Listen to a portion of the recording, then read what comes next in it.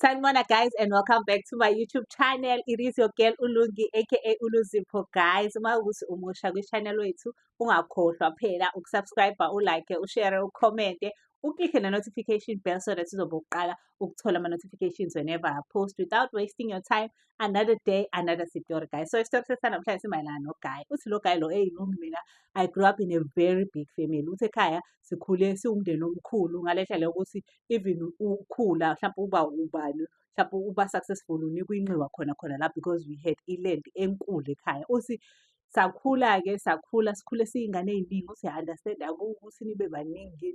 Uthi and then mina I was the only one ungenayo ubaba. So bonke abantu babenobaba, mina I only had my mom. So ngangihlala on my mom's side of the family, yabo, ngangihlala kumalume. Uthi hayi okay fine sikhule. Uthi ngikhula nje ngiyingane engakhanyiselekile kahle ey'ncwadini but ngine-skill sokudayisa. Uthi nje mina ngakhula ngiphila ngokudayisa, ngisho esikoleni ngiyaziwa nje ukuthi bengiwumfana oyidayiselayo. Uthi hayi okay noma yini ngidayisa iy'tiki ngidayisa o-popcorn noma yini esuke idlisa ngaleso sikhathi ngiyadayisa. Uthi hayi okay ngikhuleke-ke sikhule-ke uthi hey lapho baphiwe kokhazini bami ey'ncwadini, yabo sikhula siyalingana futhi sonke, yabo siyi-crew elinganayo. Uthi hey baphiwe okhazini bami bephase o-matric beshona emavasithi ngisale ngedwa zwi egcekeni. Uthi zwi egcekeni because mina u-matric wami nje was bad, ngangakhwalify nje ukuyofunda at all and nami nje nganginaleyo nto uthi hayi vele isikole akuzona iy'nto zami, yabo ngavele ngenza iphisi nje nalokho. Uthi hayi okay cool ngihlale la egcekeni. Uthi nje ayikho into engiyenzayo ngi-useless. Uthi yabo ngisho noma ngisho engithethise ngikusho lokho uthi hayi cha kodwa ngane yami uyangiphoqa. You are the only person la ekhaya nje osiphoqayo. Ingane la ekhaya ihlakaniphile, wena wedwa nje uphuma eceleni wedwa, yabo. Uthi ngize ngamukela ukuthi hayi mina ngiyi-black sheep yala ekhaya, yabo. Uthi hayi ngibona mfethu hayibo ngiyakhula ngiba mdala but impilo ayihlangani. Uthi yabo ngihambe ngize ngijoyine abafana bensanga, yabo laba bahamba beyohlala nje begada iy'tolo. Uthi nami I was one of those boys, ngihlale ngiyogada iy'tolo, yabo. Uthi ngithi ngihleli uthi ungathi ubathathancane labafana abahlala lapha ey'tolo. Uthi siyaxoxa lapha siyazama ukuhlanganisa sibonisane ngani nani. Uthi nje this one time asho lo mfana wedwa uthi yazi wena mfethu ngiyakukhumbula phela ukuthi ubunaso isiphiwo sokudayisa. Awucabangi nje ukuqala something mhlawumbe uyidayisele ama-fries nje lana because vele akekho umuntu owasaplayayo ngala, yabo. Mhlawumbe uyidayisele ama-fries uzame imali nje mfethu, I'm sure khona into engahlangana, yabo. Uthi nje ngoba wonke umuntu wayese-give up-ile nje kimi. Uthi hayi okay ngiyibona uthi yazi lo mfana une-idea. Uthi hayi ngifike ngiyiphithe kumame, uma vele uyangazi ukuthi hayi umuntu vele okuthi uma kuthiwa kuyadayiswa akunamahloni, ayikho into engeke ngiyidayise mina as long as kunemali phakathi ngingayidayisa, yabo.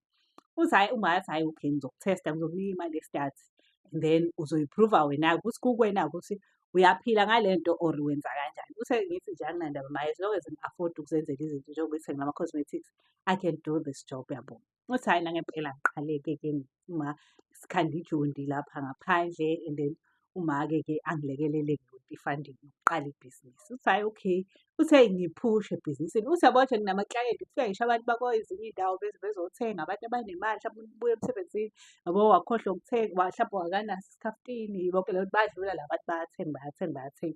Uthi hayi gcina ikhula ibhizinisi ngigcine sengidayisa noma-Vostrolling, ngigcine sengidayisa noma lentuzana. Uthi yabo nje sekuyibhizinisi nje usuyakwazi nokuthi ufike uhlale ngapheya nale tafula leli khona wangidonethela le tafula. Usuyakwazi ukufika uhlale mhlawumbe udle nabangani bakho khona namakota, yonke into eyi-fast food edayiswayo. Uthi hayi khona umjida ohlezi efika la uthi u-right u-successful unemali, yambona uyintanga yethu. Uthi hayi efika uthi ethi yazi mfethu khona umuntu engimaziyo mina ongakusiza ukuthi le bhizinisi yakho ibhume. Uthi ngithi usho kanje uthi ethi hhe uthi ngiyakubona ukuthi une-potential ntanga yami cause phela wena lento usanda kuyiqala but already nje isisibonisa iy'manga ngampela nje, yabo. Sesiyakwazi ukufika sochilla lana, yabo. Uthi nje ethi nje lo bhuti mina I can refer you to someone ongakusiza. Uthi ngithi mina mfethu ngingajabula kakhulu. Uthi ethi hhe ngizokusiza nje to enhance ibhizinisi lakho ukuthi kungene more people, ube na-more money, ukwazi noku-expand-a. Hhayi uthi uGuy nangempela-ke afike ubhuti-ke athi uzongi-organise-ela that day. Uthi hhayi afike nangempela ezongilanda-ke kuyintambama nje wathi asihambeni-ke ephuma emsebenzini wathi asihambeni-ke siye khona lapho. Uthi hhayi nangempela ngihambe nalo mshita-ke. Uthi masifika hawu ungilethe enyangeni ngampela. Uthi hhayi ngangiqala nokuya enyangeni. Uthe uma ngifika le nyanga le ingibonele, uthi ngitshela ithi ngikubona u-successful, ngikubona uphumelele, ngikubona unamabhizinisi, ngikubona unama-tender. Uthi hayibo ibale zonke izinto nje lezi vele engiy'funayo in life cause sengibonile ukuthi mina ukufunda ngeke kungisebenzele. Uthi ethi nje ngikubona uphumelele and ngibona abantu abaningi bephoxeka because wonke umuntu useyibonile ukuthi wena usahlulekile in-life and usuzamile wayikhona ukuyi-prove-a ngalokho okuncane, but bakholelwa ukuthi nje usugcinile la, but mina ngingakusiza ukuthi ngikhanyisele izinto zakho zibe right. Uthi kithi mina noma yini Mthandazi, uthi hhayi nangempela uMthandazi anginikeze isijumbana nje yabo, athi hamba uyosebenzisa lo muthi lo, singangigquma nje kuphela every ntambama ngigquma. Uthi hhayi athi hamba uyosebenzisa lesi jumbana lesi for just 2 weeks, ubone into ezokwenzeka kwibhizinisi lakho. Le nto kusayo ukuthi ubone ukuthi ngampela ngizokusiza yabo, kushuthi wayisayi-prove ukuthi uyasebenza lo baba. Uthi hawu nangempela ngishone khona. Uthi hhayi ngiyisebenzise le nto, uthi hhayi bo vele libhume ibhizinisi. Uthi libhuma ngale ndlela yokuthi angisakhoni ukulihendlisha ngedwa, ayi ngizama ukuthola omunye umjidi engizosebenzisana naye yabo. Uthi hhayi ngibona ukuthi hhayi the business is booming, nabafana bebema lapha sebegcwala la manje, kufike nabanye yabo kuba nesiphithiphithi especially ngama-weekend. Uthi hhayi kuphela 2 weeks ngibuyele kulo baba ngithi mina hhayi ngeke baba, hhayi le nto anginayo iyasebenza ngampela, ngiyawubona umehluko like imali iyangena strong, iyangena imali. Nama-donation kuye kufike umuntu nje hlampe ethi uzongipha into hlampe into yokuqhuba ama-Friday yabo, izinto ey'ningi nje ukuthi nje abantu nje bebethanda nje ukumxhasa yabo. Uthi hhayi athi lo baba bengisayi-start leso bengisakukhombisa izinto engingakwenzela zona. Mese ethi lo baba lona into azongenzela yona-ke ukuze uphumelele kunedlozi lakho lifuna ukuthi uphumelele kakhulu, so kuzomele ukuthi ngikukhuphulele lona. Uthi mina angiyi-understand into yokukhuphula idlozi ukuthi yini yabo. Uthi hawu ngithi mina okay kuzodingakalani, uthethi nje kuzodinga inhlabathi yasegcekeni lakini. Uthi nje ngaphandle koku-hesitate-a nokucabanga kaningi ngimtshela ukuthi hhayi ngayi-organise-a. Uthi hhayi ethi uzohamba kuye kini ungibele naye ungibele nekhandlela libale nje zonke lezi zinto ey'balwayo. Uthi mese ethi-ke ngizokwenzela iy'manga, uzoyibona into engizokwenzela yona. Uthi hhayi ngijaheni lapho ngijaheni. Uthi hhayi nangempela ngihambe ngifike ngihlanganise nenhlabathi, ngihlanganise zonke lezi zinto ay'funayo futhi ufuna iy'nto ey'ncane. Uthi angitshena athi ngeke ungikhokhele manje uzongikhokhela masuwubona umehluko yabo. Uthi eyi ngimthembe kakhulu ukuthi hhayi lo baba uyasebenza, lo ozengitshene kanje ukuthi mase ngiwubona umehluko. Uthi hhayi ngifike athi angofika ebusuku ngalelo langa.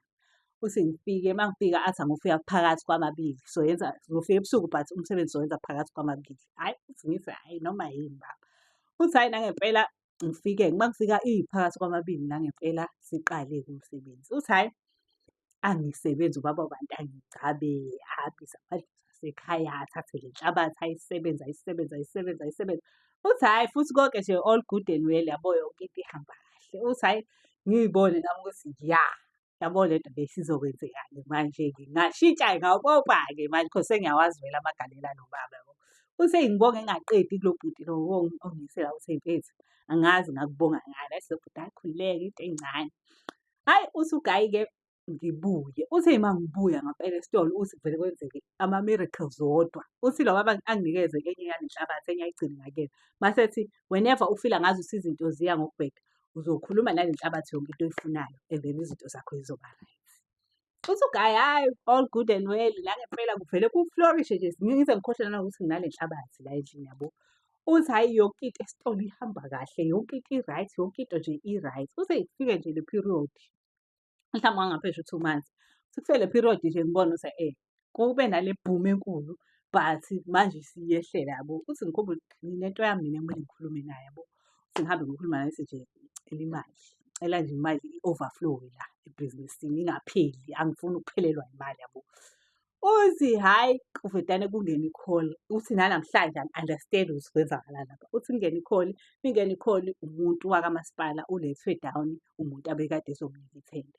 So afonele mina athi njengobujida nje waseKasi ucabangile ukuthi ngingakhona ukuthi ngiphule off le nto le manje yabo. Bafuna abantu ozobasaplaya ngokudla kwakuzoba nje something ceremony nyana engatheni.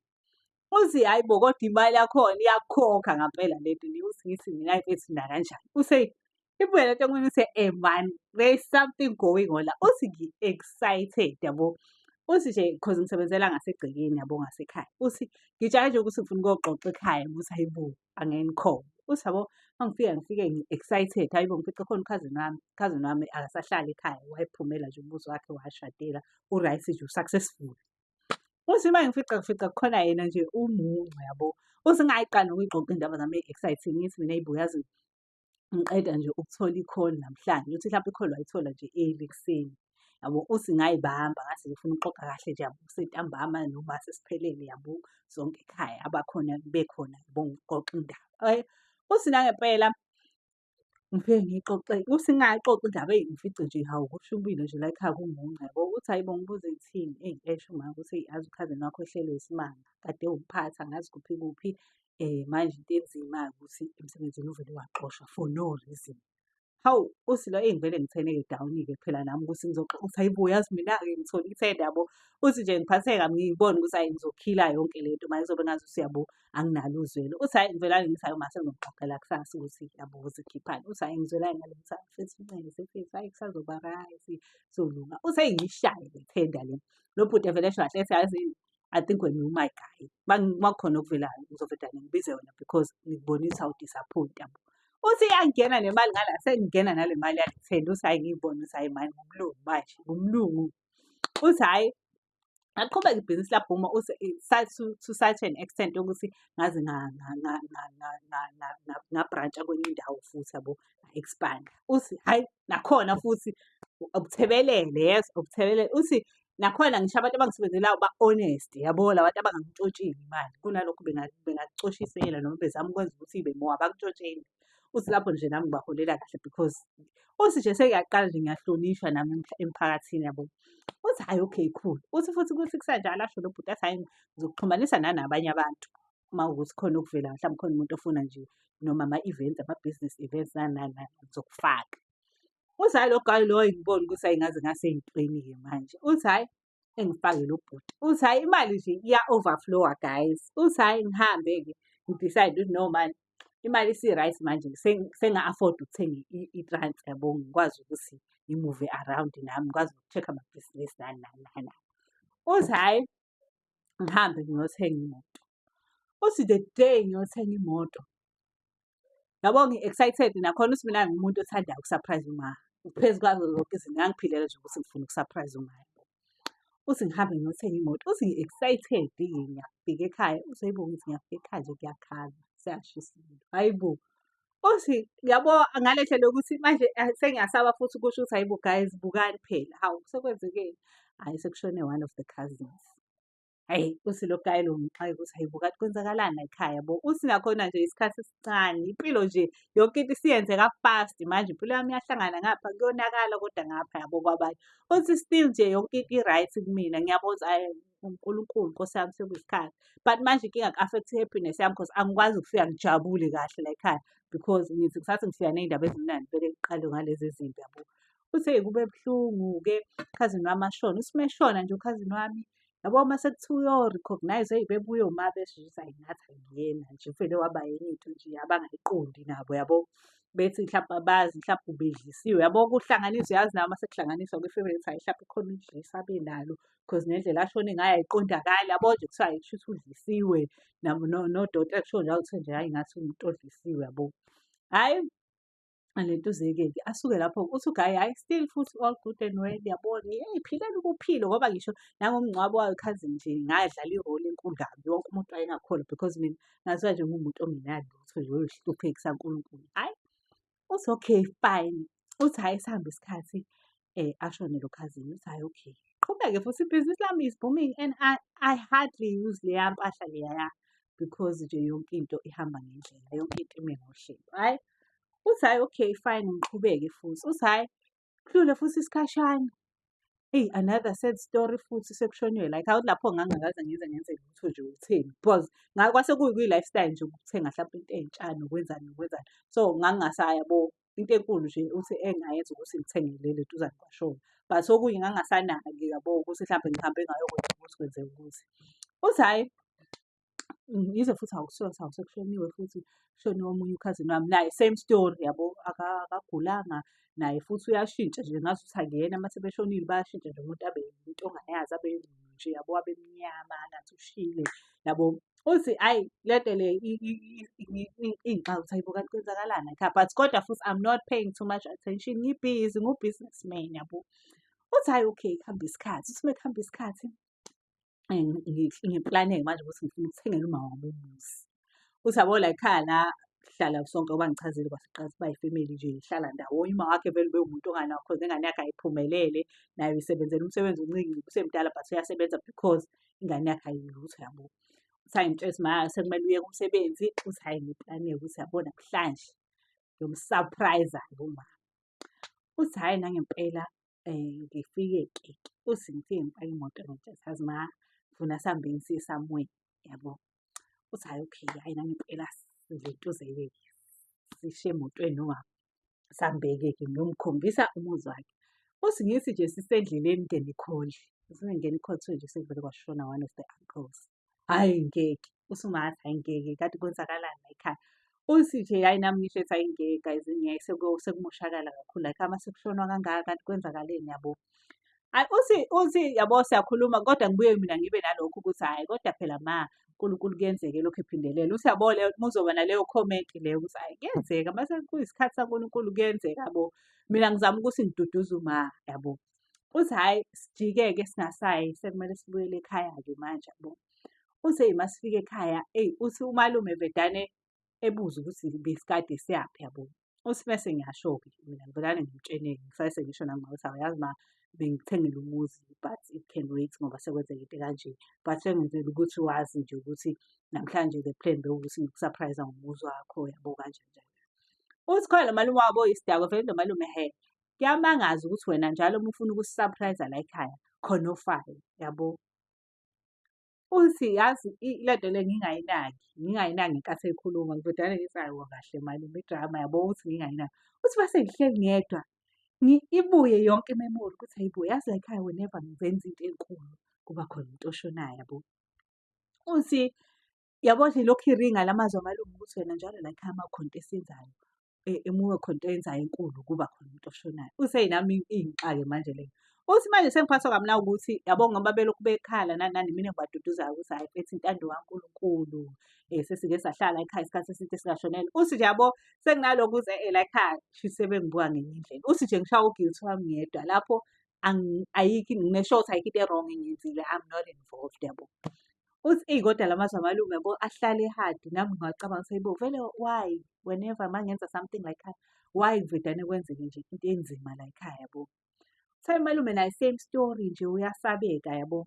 Hhayi uthi-ke mase ngithi mina yazi malume washenye into ukuthi uthi ngikhulume naye nje umalume ngithi mina malume yazi khona into oyishilo. Nami mase ngiyicabanga ngiyayibona ukuthi hayibo kuvele kwenziwa yini ukuthi whenever uma ngenza something la ekhaya then mase kuba khona into eyabo eyenzakalayo. Uthi malume sengize ngayinothisa le nto ukuthi wena uma wenza something uthi umalume usho in a shady way mina anginakile yabo because ngimsulwa. Uthi hhayi asimalume kumele sike sithathe ibhodlela nje kuyobona ukuthi kwenzakalani kanti la ekhaya. Hhayi uthi lo mfana ngithi hhayi cha yazi uqinisile ngampela kumele kuye kuthathwe ibhodlela khanje kuyobona ukuthi kwenzakalani la ekhaya. Uthi hhayi okay. Uthi nje ayi noma ngakhona iqiniso indaba yathi nje into ebuhlungu ukuthi futhi abantu bala ekhaya uma beshona nje baba yinto esingayiqondi yabo. Sekuwumkhokha nje ukuthi la ekhaya uma kushoniwe umuntu wakhona nje singcwaba umuntu esibona kahle ukuthi sesibona ngenswetshane ukuthi uyena but kusuke kungayena and ngeke ukuthi bonke abantu bala ekhaya nje bayadliswa kanti yini kangaka yabo. Hhayi uthi umfana-ke ngize ngisho ngithi hhayi mina nganinesha imali yokuthi sihambe siyobona yabo nani nani nani. Hhayi uthi umfana nangempela-ke kube lentuze-ke kuthathwe imali ngihambe nje ifemeli wonke ababe interested ukuthi kuzofuneka umuntu-ke athi umalume yena khona umuntu amaziyo umalume lo ophuzayo. Uthi hhayi esithathe umalume siyise enyangeni. Uthi masifika enyangeni inyanga iqale-ke isho ukuthi nize la ngoba ninenkinga yokuthi niyabona umndeni uyabhuqabhuqeka uyaphela kodwa nazi udliwa yini. Uthi umfana hhayi bevume bonke siyavuma siyavuma. Uthi mesethi umuntu ongangitshena kangcono nangu. Uthi umfana akhombe mina unyanga ithi mina engingabatshela kangcono. Uthi hayibo nali ibhadi lami ngithi mina ngingabatshela ini kodwa kangcono makhosi bethi ethi inyanga uyazi ukuthi wenzani khuluma iqiniso ukuthi wenzani. Uthi umfana ngenzani mina? Ngithi inyanga kwenziwa yini ukuthi wena njalo uma kukhona into oyenzayo kube khona umuntu odlulayo la ekhaya. Hayibo uthi umfana ngithi uthi ethi le nto yaqala the day umfowenu umzala wakhe elahlekelwe umsebenzi. Uma ucabanga ukuthi ukhona umuntu ongavele evuke nje sesebenza iminyaka for inkampani evuke kusasa nje sekuthiwa uyaxoshwa ngobani. Hayibo uthi lo mfana yabo ngithuka ukuthi wonke umuntu la ekhaya usegqolozele mina manje. Uthi ngithi mina guys angazi ukuthi ukhuluma ngani lo nyaka. Usethi ehene uzokwazi and uyazi. Uthi umfana ngithi yazi angazi ngampela uthi ngifunge ngigomele yezwa. Ngithi angazi ngampela. Uthi mese eyabuza ethi uyamazi ubaba ubani? Uthi yo ngivele ngize kushwaqa yonke into. Usho le nyanga lo gobela wami lo engimuhambayo. Uthi siyamazi ubaba ubani? Uthi ngithi mina yebo. Uthi habe vele bebaseleke la ekhaya. Uthi ubani ubaba ubani? Uthi athi lo mama lo umfana uzongichazela. Uthi-ke mese eyasho ethi hhayi inyanga engaya kuyo once ngoba ngangifuna ukukhanyisa izinto zami. Athi lo mama awufuna ukukhanyisa izinto zakho kusho le nyanga? Awufuna ukukhanyisa izinto zakho noma awuyothwala? Hayibo uthi kufana ngithuke ngigelekeqe ngangiyothwala. Uthi ehhe, uthi khuluma inyanga. Ithi wena wathwala ngefemeli yakho. That's why njalo uma befa bebazilwane ngoba bayafa beyosebenzela inyanga wasacrifice-a ngefemeli yakho. Uthethi umfana ngikaze ngiyenze usethi yeyi wayenza leyo nto ngenkathi usathi inhlabathi yakini. Uthi nje asho yonke into. Uthi awema lapho ngivele ngikhale. Uthi nje bengijikelela ethi kuthiwa ayikho into oyikhalayo, ayikho into oyikhalayo. Wathwala ngathi uthi nobaba bakhona bethi iy'ngane zethu uzoyibuyisa uyibeke la. Uthi nje kushube kushube kushube. Uthethi lo mama-ke kokusiza ukuthi usheshe uyilungise le nto ngoba umndeni uzobhuqeka uphele. Uthi yo sekuyaphunywa la angisazi sengishawa amahloni ngishawa uvalo ukuze le family izongishisa le yezwa. Uthi hhayi abantu banyanyile balahlekelwe yiy'ngane abantu la ekhaya. Kushone iy'ngane la ekhaya. Iy'ngane ebey'zama ukuvusa imizi yakubo. Umuntu okuyena kahle kahle wasikhulisa sonke ukhazini wethu omdala akanamsebenzi uhleli ekhaya. Kushuthi it's all because of me. Ngiyabhuma mina ngala mabhizinisi akhona aney'mali. Uthi hheyi khanje ukubuyela ekhaya. Uma ngibuyela ekhaya ngi-worried angazi izongenzani le family yabo. Uthi uma angibiza angihlalise phansi athi mntanami angazi yini le ngake yayisekulindile ukuthi uzokwenza into ebuhlungu kangaka. Umndeni wami mina ngiyawuthanda, umndeni wami ube nami ngaso sonke isikhathi and ngi-worried. Angazi ukuthi bazokwenzenjani going forward. Kusukela manje angazi ngoba akekho osakhulumile osashilo ukuthi wenzani. So ngicela uhambe uye enyangeni yakho uyo-reverse le situation. So umfana hheyi nami ngivele ngisho ukuthi ngempela ma mina ngikhulume nje ngi-confess-e iqiniso mina mangangazi ukuthi ngiyathwala. Mina into engiyaye ngiyazi ngangazi ukuthi ngizokhuphula isithunywa ukuthi singisebenzele isithunywa sami. Not ukuthi ngizovala iy'nhlahla zabantu, ngizobulala abantu. Akukaze kube yiplani yami leyo. Uyangazi ngithanda kanjani umndeni wami. Uthi ngize ngikhale uthi nje ungayi ngasibhayi. Ethi nje ngihambele uyozama ukulungisa le nto. Uthi hhayi mfana kwamuzi lo wathi uma angasafuni kwamuzi wami lo umuzi ubulili, umuzi wobuthakathi, umuzi wasathane. Uthe uyangigiva umama. Uthe same time ngivele ngikhale ngithathe imoto ngiya kwanyana. Uthe ngifike ngitshele ukuthi nginenkinga-ke manje kuthiwa wena wangithwalisa. Uthi imbuzi ngiyayithi wena wacabanga senzani? Masithatha iy'nhlabathi wawuthi senzani? Sithatha iy'nhlabathi zakini. Uma ngikhuphula idlozi wena ucathi ngangikhuphula idlozi labani? Uthi mfana mina but awukwazi uzungitshena, awukwazi ngathi akekho umuntu ongazi ukuthi ukukhuphula idlozi kusho ukuthi uyathwala. Hhayi bo! Uthi umfana ngithi mina angikaze. Uthi hhayi angazi-ke umngani wakho nje ekuletha la wayazi kahle ukuthi uzothwala. Uthi hhayi ngithi mina ngeke-ke mina ngiyifuni le nto. Uthi ngiyiphethe ngifike yathi nje khohlwa mfana wami sekulethi. Uthi lo mfana hhayi ngithi mina ngeke nyalo. Usithi nje inyanga sekulethi. Thathile ayikho enye indlela yokubuyisela emuva i-situation.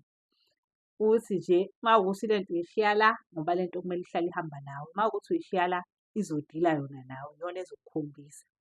Uzobona ama-flames wena qobo lwakho-ke. Uthi mfana ngithi hhayi ngeke ngincame ngiwabone. Uthi hhayi ngiyishiye into la. Uthi ngithi ngiyayifica nje ikhona esitolo sami la ebihlala khona vele. Uthi yo ngisho ukuthi kodwa nkulunkulu wami ngizoyithini le nto. Uthi ngithi usengiyathandaza manje ukuthi engathi ngangashona muntu. Uthi hhayi fonele lo mfana ngithi mina mfethu ngifuna ukukubona. Uthi akazi ukuthi sengiyazi ukuthi wangihambisa wangithwalisa.